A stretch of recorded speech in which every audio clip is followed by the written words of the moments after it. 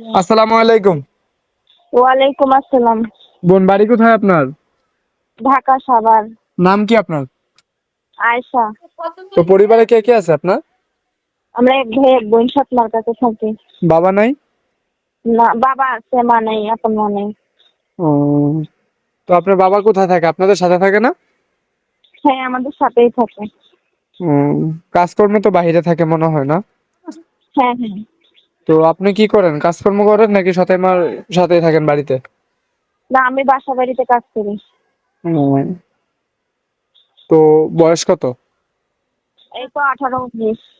তো যদি কোনো দর্শক আপনাকে বিয়ে করতে চায়, আপনার প্রতিবেদনে আসেন, যদি কোনো দর্শক বিয়ে করতে চায়, সম্পর্ক করতে চায়, আপনার কন্টাক্ট নাম্বার আছে? যোগাযোগ করতে পারবে আমার দর্শকরা? হ্যাঁ হ্যাঁ হ্যাঁ, এই যে নাম্বারে কথা বলতেছেন এই নাম্বার।